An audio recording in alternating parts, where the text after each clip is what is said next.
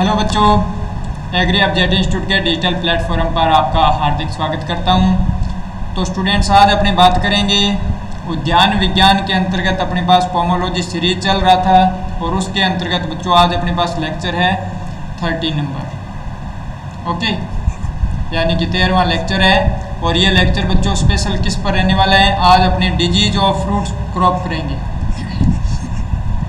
यानी कि फल वृक्षों के प्रमुख रोग। तो इसीलिए एक लेक्चर में आपको जितने भी इम्पोर्टेंट फ्रूट डिजीज हैं वो आपको करवाए जाएंगे। ओके, आइडेंटिफिकेशन भी करेंगे, किसके कारण होता है वो भी बात करेंगे, इसके प्रति वैरायटी रेजिस्टेंट कौन सी होगी वो भी अपने इसी लेक्चर में बात करेंगे।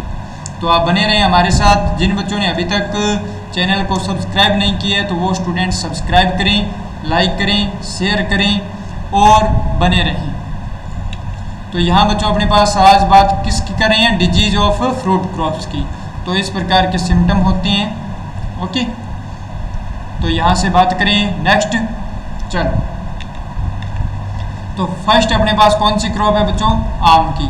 तो आम के प्रमुख रोग के बारे में बात करेंगे। वैसे आम की क्रॉप में आपको प्रमुख रोग भी करवाए थे, फिजियोलॉजिकल डिसऑर्डर यानी कि दैहिक विकार भी करवाया था और इसके प्रमुख कीट का भी अपने अध्ययन कर चुके हैं। ओके, तो आज अपनी इसी कंबाइन लेक्चर में फिर से दोबारा आम के प्रमुख रोग करेंगे। तो कोई दिक्कत नहीं है, दोबारा समझ में आ जाएगा। चलो, यहाँ पर बच्चों अपने पास क्या है? Powdery mildew. पाउडरी मिल्ड्यू यानी कि इसको क्या कहेंगे? छाछा रोग, या इसको क्या कह सकते हैं बच्चों हिंदी में? चूर्णिल आश्रिता रोग। इसको क्या कह सकते हैं? चूर्णिल आश्रिता रोग कह सकते हैं। ओके, तो ये बच्चों इसका क्या रहता है सिम्टम? यहाँ पर देखो, पत्तियों पर सफेद पाउडर लाइक स्ट्रक्चर बन जाती है, तो वाइट पाउडर लाइक स्ट्रक्चर। तो यहाँ पर पाउडरी मिल्ड्यू किसके कारण होता है बच्चों? एग्जाम में आपको डायरेक्ट क्वेश्चन पूछा जा सकता है कि ये किसके कारण होता है। तो ये फंगल डिजीज है, ठीक है ना, फंगस यानी कवक जनित डिजीज होती है। अब इसका नाम क्या रहने वाला है बच्चों? तो इसमें ओडियम मेंजिफेरी, इसका क्या रहने वाला है? ओडियम मेंजिफेरी। तो यहाँ पर दिए हैं आपको ओडियम मेंजिफेरी दिया जाता है।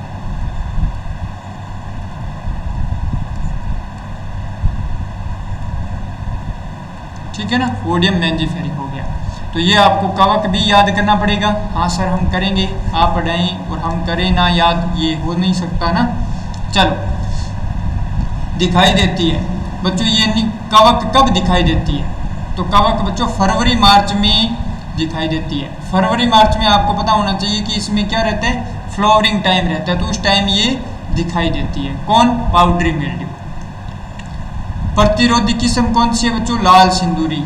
प्रतिरोधी किस्म कौन सी है? लाल सिंदूरी। कहीं आप सोचोगे सर लाल सिंदूरी कब दिखाई देती है? तो लाल सिंदूरी बच्चों दिखाई नहीं देगी, ध्यान रखना।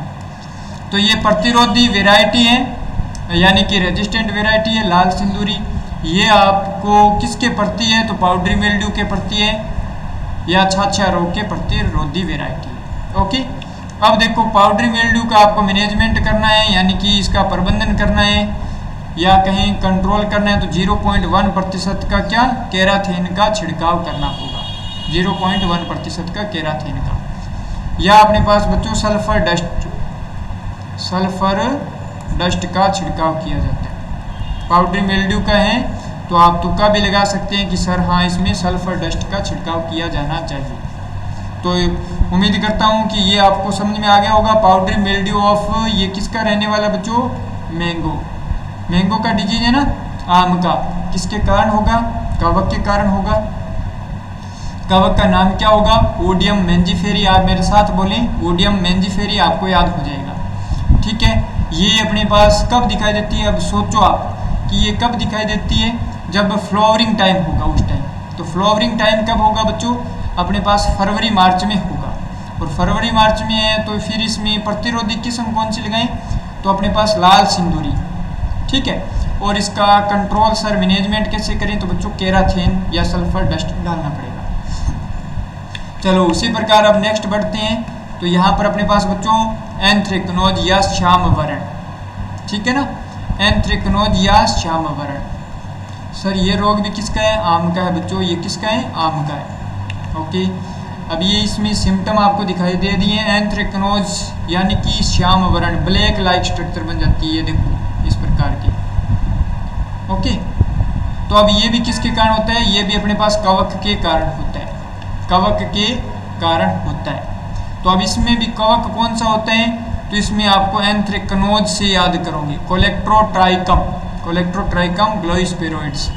तो ये अपने पास ये किससे याद हो जाएगा, कोलेक्ट्रोट्राइकम ग्लोइस्पेरोइड्स नामक कवक के कारण क्या हो जाता है बच्चों, एंथ्रेक्नोज ऑफ मैंगो। हाँ सर, याद हो जाएगा ना। हाँ चलो, अब इसका अपने पास बच्चों ट्रीटमेंट, गर्म पानी से उपचार करते समय 24 से 32 डिग्री सेंटीग्रेड सेल्सियस पर, अधिक नहीं करना चाहिए, तो इसका ट्रीटमेंट कर सकती हैं। अब बात करें इसके प्रति रेजिस्टेंट वेराइटी, तो बच्चों एडवर्ड इसके प्रति क्या है, रेजिस्टेंट वेराइटी है। तो उम्मीद कर रहा हूँ कि ये आपको समझ में आ गया होगा, दोनों इम्पोर्टेंट डिजीज हैं। ओके सर, उसके बाद में बच्चों 3 नंबर बात करें तो मैंगो माल फॉर्मेशन, 3 नंबर मैंगो माल फॉर्मेशन। तो यहाँ पर अपने पास देखो, इसे पुष्प शीर्ष विकृति या गुच्छा मुच्छा रोग भी कहते हैं। इसमें फ्लावरिंग पार्ट क्या हो जाता है, एक गुच्छा टाइप हो जाता है, माल फॉर्मेशन हो जाता है। और ये 2 प्रकार का रहता है, एक वेजिटेटिव होता है तो उसमें पत्तियाँ गुच्छे के फॉर्म में आ जाती है। चलो, ये किसके कारण होता है, कवक के कारण होता है। किसके कारण होता है बच्चों, कवक के कारण होता है। कवक का नाम अपने पास क्या है, फ्यूजेरियम मोनिलीफेरम। वेराइटी दिया जाए तो सब ल्यूटिनेना।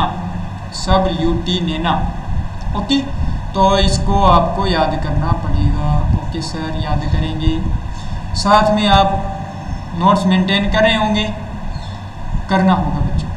आप यदि दिन में एक बार ये लेक्चर देखते हैं ना, तो पर डे एक लेक्चर आपको देखना होगा एग्री हब की। अब ये कंटिन्यू सीरीज रहेगी बच्चों, आपको पूरा एग्रीकल्चर इसी प्रकार से याद करवाया जाएगा। ठीक है, आप बस हमारे साथ एक बार जुड़कर देखें। यदि आप ऑफलाइन बेंच में आना चाहते हैं तो हमारा ऑफलाइन बेंच स्टार्ट है, तो उसमें भी आ सकते हैं। यदि आप घर बैठे तैयारी करना चाहते हैं तो घर बैठे भी तैयारी करें, बस तैयारी करें। इसकी प्रमुख समस्या बच्चों कहाँ, उत्तरी भारत में होती है।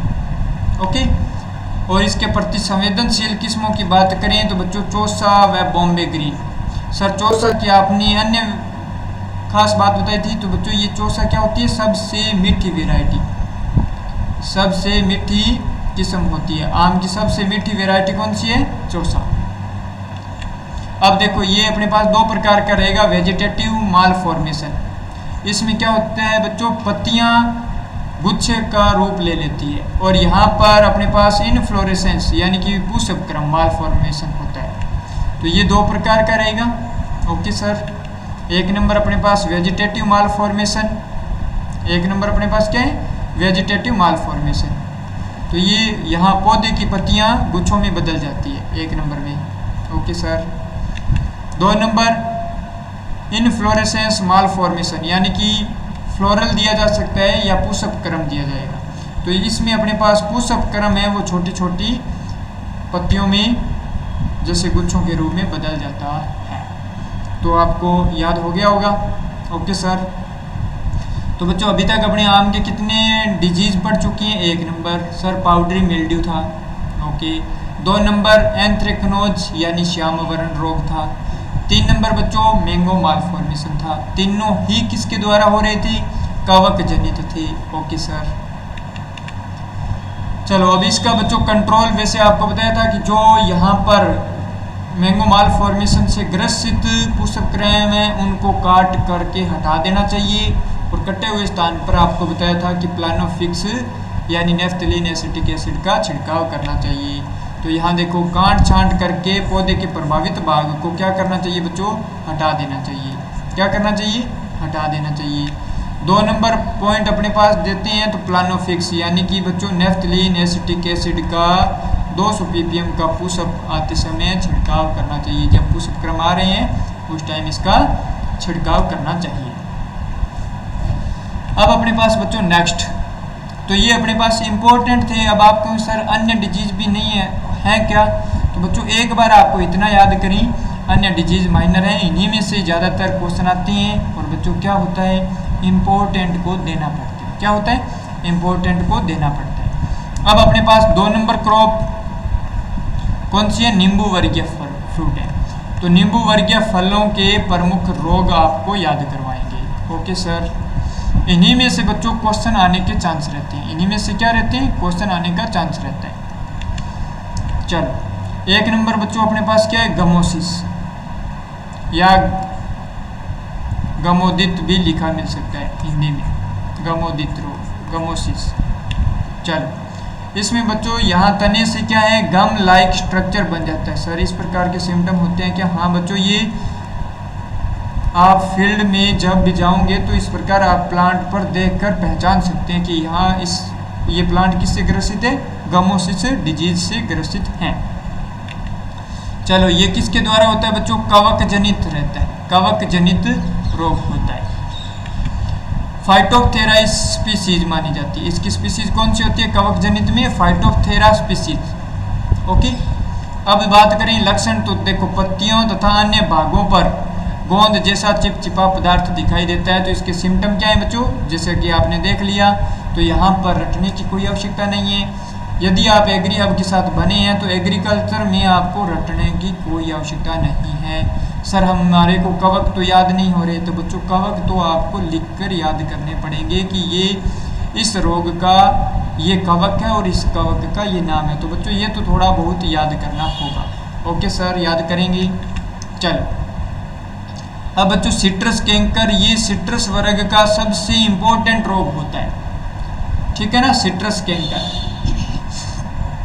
और यहाँ से जेट 2018 में क्वेश्चन था। ओके, चलो बात करते हैं। ये देखो कैंकर, तो कैंकर में बच्चों पत्तियों पर इस प्रकार के सिम्टम बन जाते हैं जो आप फील्ड में आसानी से पहचान सकते हैं। देखते ही आप बता देंगे कि हाँ सर ये सिट्रस कैंकर है। और यदि बात करें तो फ्रूट पर इस प्रकार के सिम्टम दिखाई देते हैं। हाँ सर हमने कई बार देखा है इस प्रकार के सिम्टम होते हैं। क्या यही कैंकर है, हाँ बच्चों यही कैंकर है। अब सर ये कैंकर किसके कारण होता है, तो बच्चों ये जीवाणु जनित होता है। ये किसके, कवक नहीं है। अब ये कैंकर कवक जनित बच्चों क्या है, नहीं है। तो ये क्या रहता है, रोग जीवाणु जनित होता है। काजल ऑर्गेनिज्म, काजल ऑर्गेनिज्म क्या होता है बच्चों, जीवाणु होता है, यानी रोग कारक, रोग कारक जिसको पैथोजन भी कह सकते हैं। तो बच्चों रोग कारक क्या होता है इसका, बैक्टीरिया, ठीक है। जेंथोमोनास कॉम्पेस्ट्रिस पैथोवास सिट्राई, तो जेंथोमोनास एक्जेनोपोडिस दिए ना, ये एक्जेनोपोडिस यहाँ नहीं होगा बच्चों। जेंथोमोनास कॉम्पेस्ट्रिस और पैथोवार की बात करें तो सिट्राई, ठीक है ना, सिट्राई। ये अपने पास क्या रहेगा, इसका काजल ऑर्गेनिज्म रहेगा। तो वेरी इंपॉर्टेंट है, कई बार एग्जाम में ये पूछा जा चुका है, तो इसलिए इसको क्या दे दिया, 4 स्टार। आपको याद करना पड़ेगा। इसका वाहक बच्चों क्या होता है, लीफ माइनर होता है। इसका वाहक क्या होता है बच्चों, लीफ माइनर होता है, ठीक है ना। इसका वाहक क्या होगा, लीफ माइनर होगा। वेरी वेरी इंपॉर्टेंट रहेगा। ओके सर, चलो अब देखो अपने पास इसका नियंत्रण बोर्डो मिश्रण डाल सकते हैं, बोर्डेक्स मिश्रण, ठीक है ना। तो इसमें अपने पास बोर्डेक्स मिश्रण में क्या होता है बच्चों, कॉपर सल्फेट प्लस इसमें अपने पास CaO चूना और प्लस में क्या रहता है, वाटर का कॉम्बिनेशन होता है। और ये बोर्डेक्स मिश्रण में अनुपात क्या होता है, 5:5:50। और यहाँ अपने पास 50 क्या है बच्चों, गैलन वाटर है, गैलन वाटर लिया जाता है। ओके, तो ये कॉपर सल्फेट प्लस चूना प्लस वाटर का मिश्रण होता है बोर्डेक्स मिश्रण, वेरी इंपॉर्टेंट रहेगा।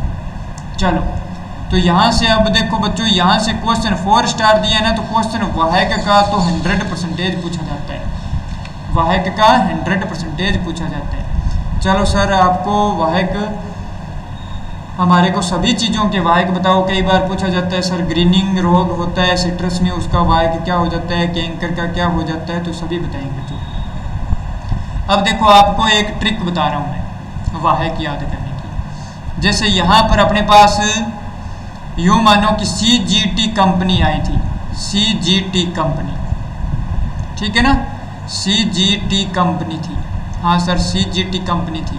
ओके, अब ये कहीं कि मान लो आपको याद करवाने के लिए बता रहा हूँ, जैसे ये मान लीजिए जापान की कोई कंपनी थी। अब इस कंपनी ने किस डिपार्टमेंट में रिक्वायरमेंट किया, इसमें LSA की भर्ती ओपन की, LSA की भर्ती ओपन की।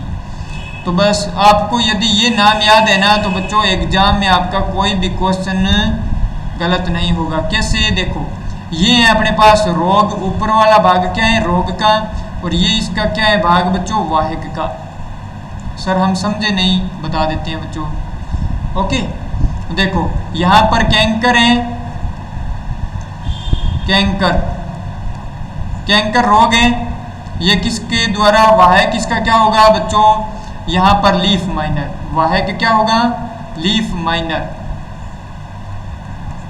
2 नंबर बात करें ग्रीनिंग रोग, ग्रीनिंग या हरितन रोग, हरितन रोग का बच्चों वाहिक क्या होगा, S से साइला, तो सिट्रस साइला, सिट्रस साइला। और 3 नंबर बच्चों ट्रिस्टेजा रोग, ट्रिस्टेजा रोग, ट्रिस्टेजा रोग का बच्चों वाहिक क्या होगा एफिड, सिट्रस एफिड होगा।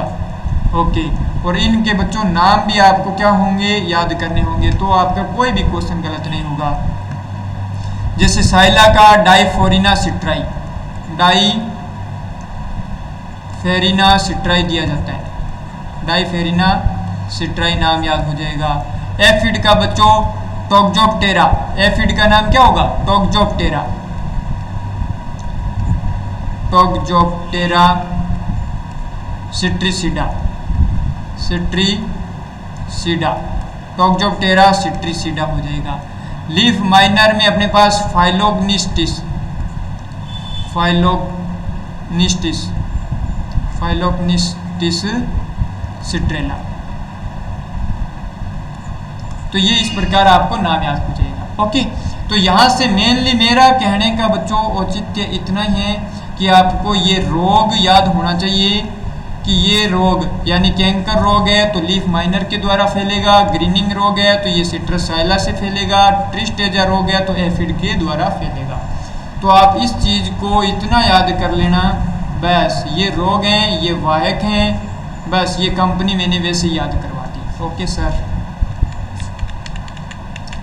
अब यहाँ देखो ट्रिस्टेजा रोग, अब आप कहोगे सर ट्रिस्टेजा रोग किसके द्वारा, एफिड के द्वारा फैलेगा, बस इतना आपको याद होना चाहिए। तो ये ट्रिस्टेजा रोग किसके द्वारा होता है, पहले तो बच्चों किसके द्वारा होता है, ये वायरस जनित रोग है, किसके द्वारा हो रहे हैं, वायरस जनित रोग है। ओके सर, ठीक है ना, वायरस जनित रोग है। ओके, इसमें यदि वायरस का दिया जाए तो क्लोस्ट्रियो वायरस होता है, क्लोस्ट्रियो वायरस,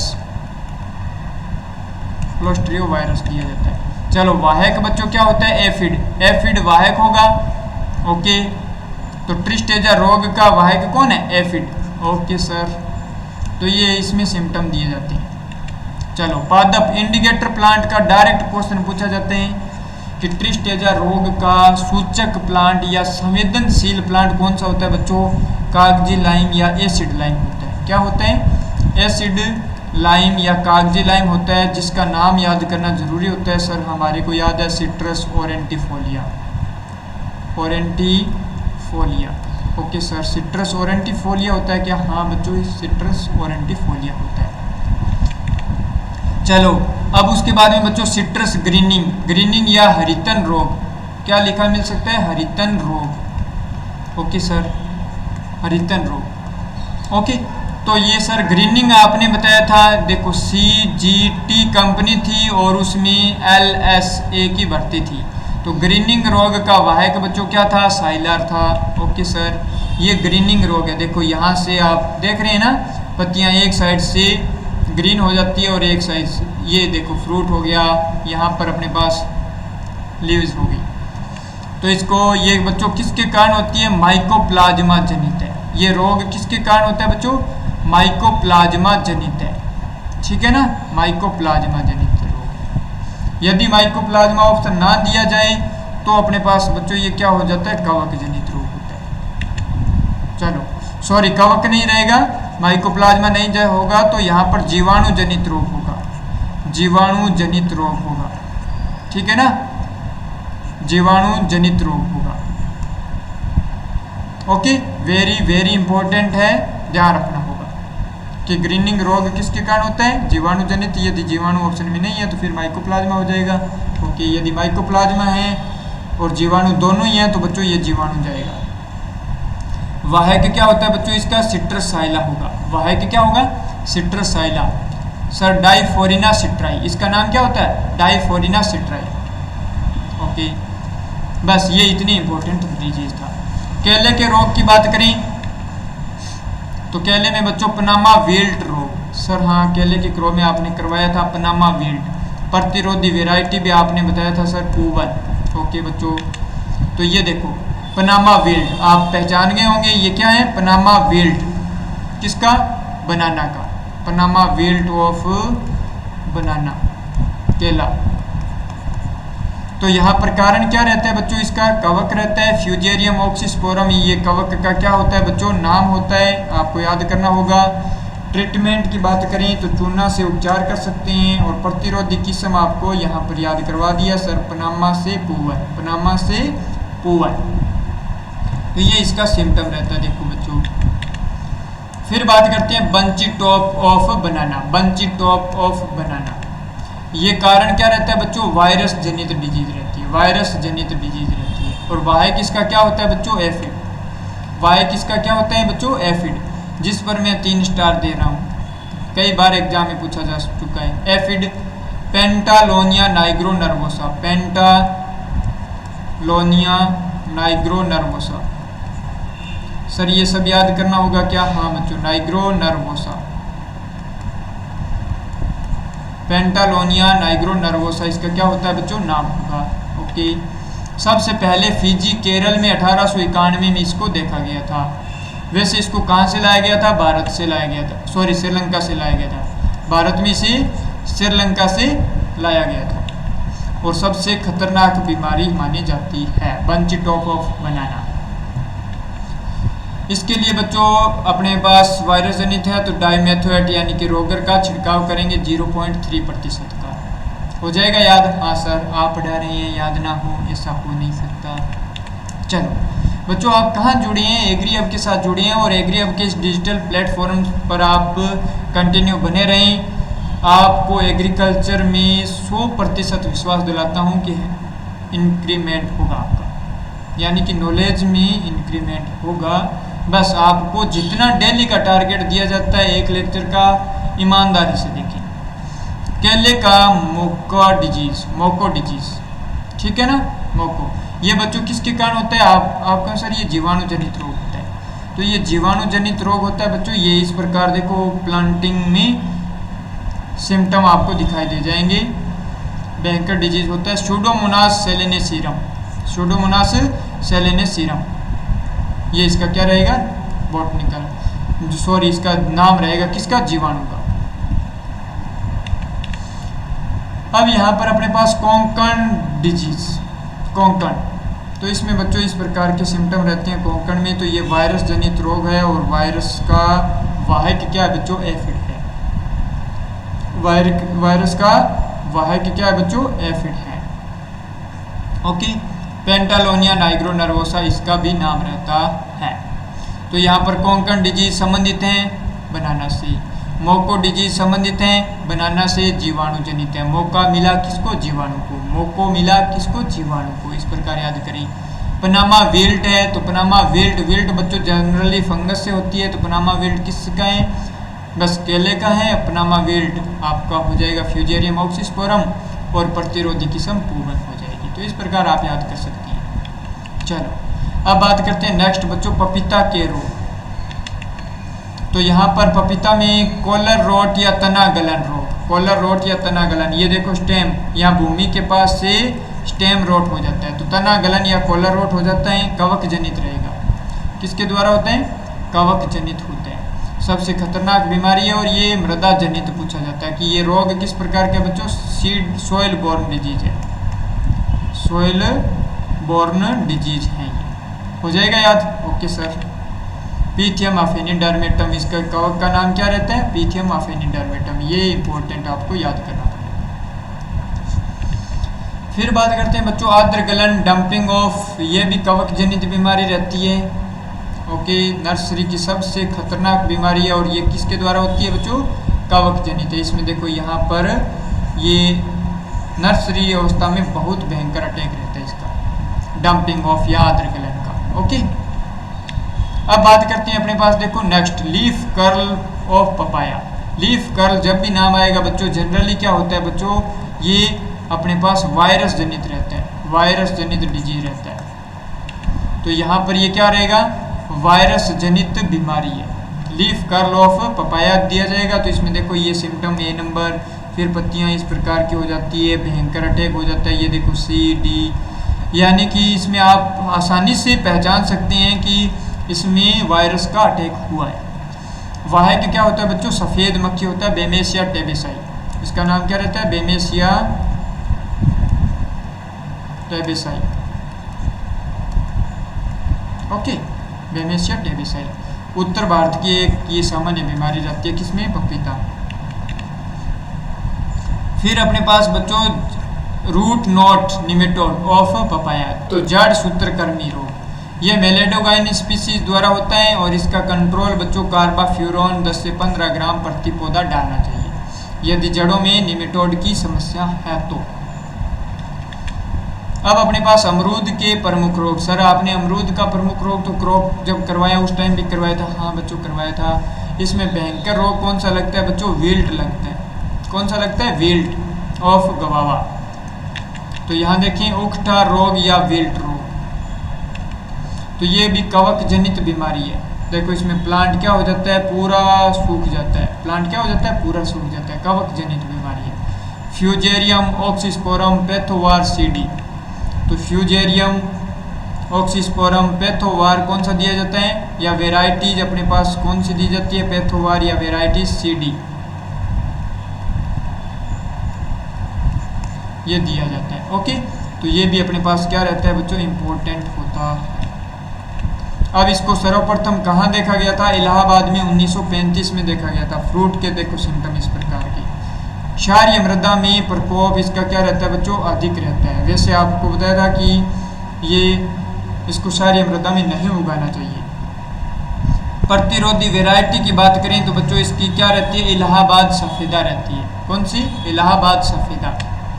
और प्रतिरोधी मूलवृंत रूट स्टॉक की बात करें तो बच्चों इसमें चाइनीज गवावा होता है, चाइनीज गवावा।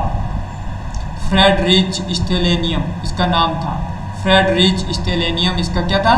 नाम बताया था। आपने क्रॉप देखा होगा उस टाइम। चलो अब बच्चों अपने पास नेक्स्ट कौन सा है? डिजी यानी फ्रूट कौन सा है? अंगूर के प्रमुख रोग। हाँ सर, अंगूर के प्रमुख रोग आपको करवाने होंगे। चलो करवाएंगे बच्चों।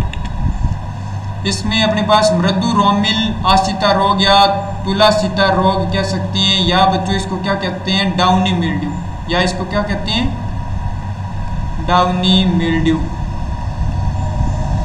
Downy mildew of grapes, downy mildew of grapes. अब ये भी किसके कारण होता है बच्चों? कवक जनित रहता है। काजल ऑर्गेनिज्म आपको याद करना होगा, कवक जनित बीमारी है। ये देखो ये सिम्टम है जो आपको पहली स्लाइड में आपने पहचान गए होंगे कि डाउनी मिल्ड्यू ऑफ तुलासिता।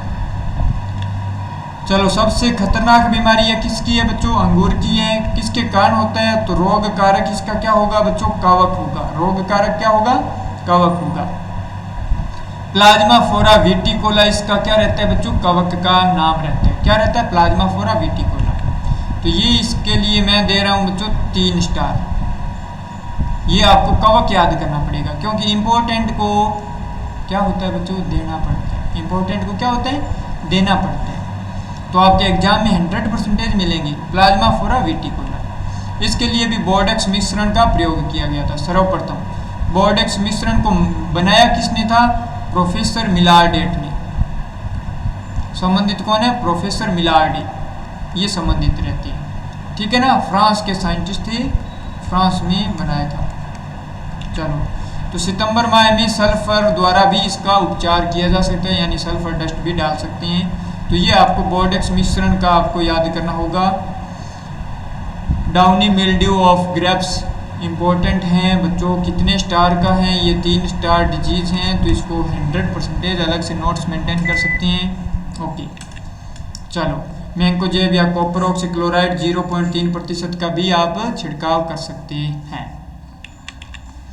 चलो, फिर अपने पास बच्चों powdery mildew of grapes, powdery mildew of grapes, ठीक है।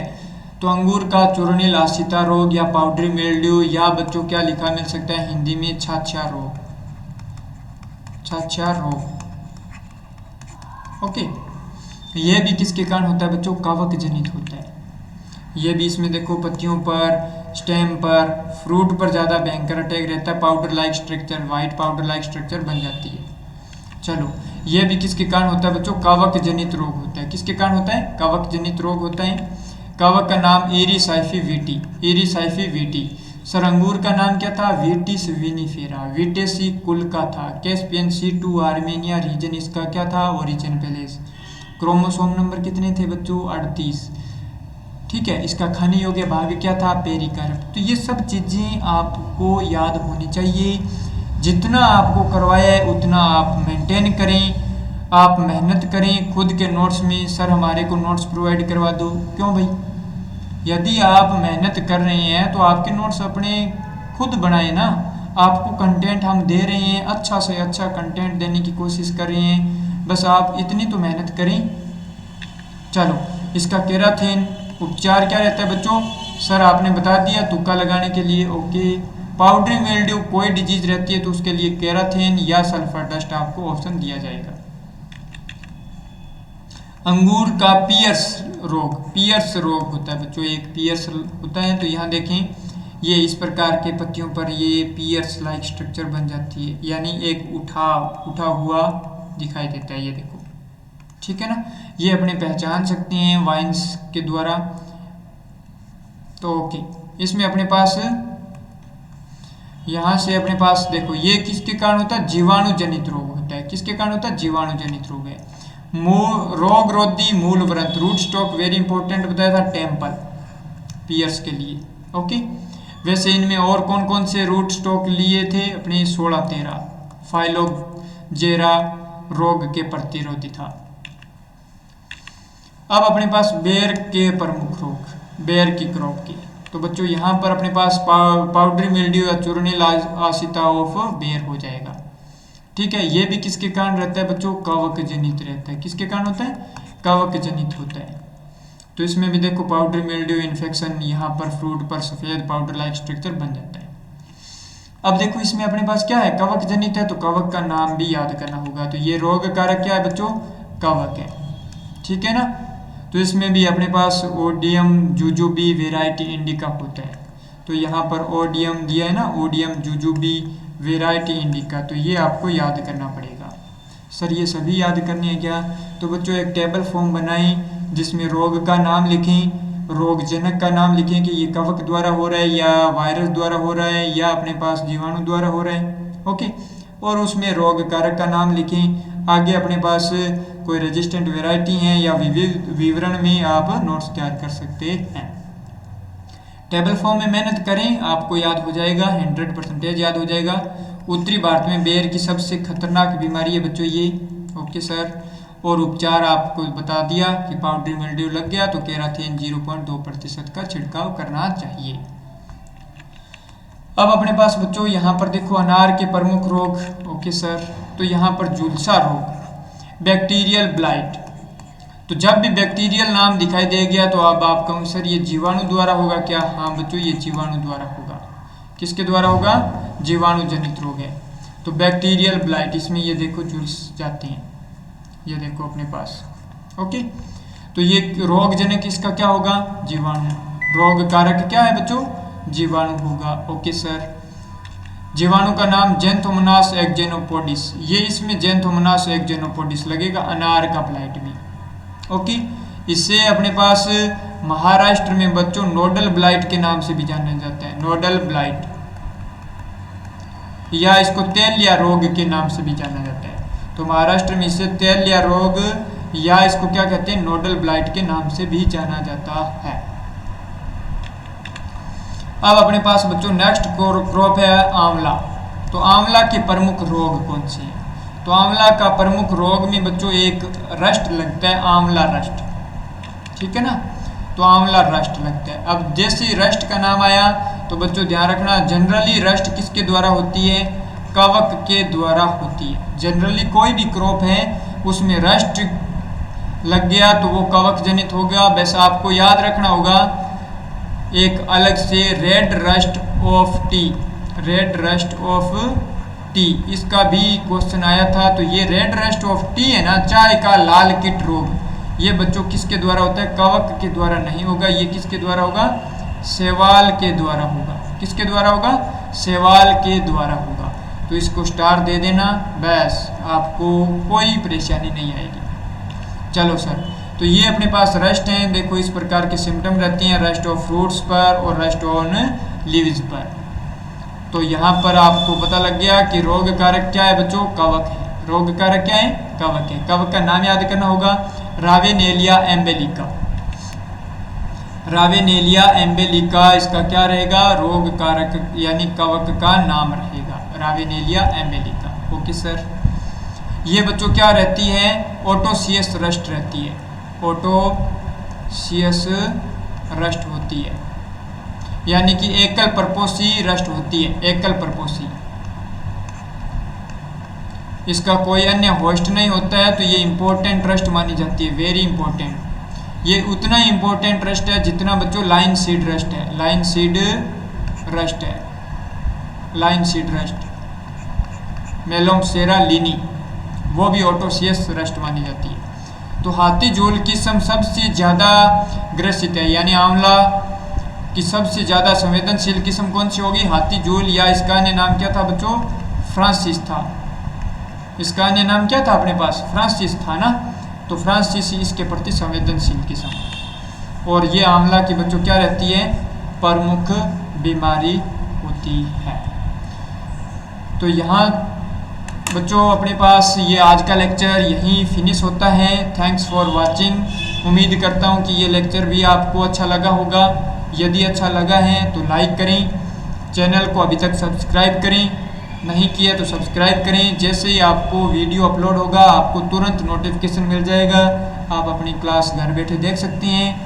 ऑफलाइन बैच ज्वाइन करना चाहते हैं तो आप ये संस्थान के दिए गए नंबर हैं, इन पर आप कॉल कर सकते हैं अधिक जानकारी के लिए। Okay, thank you students.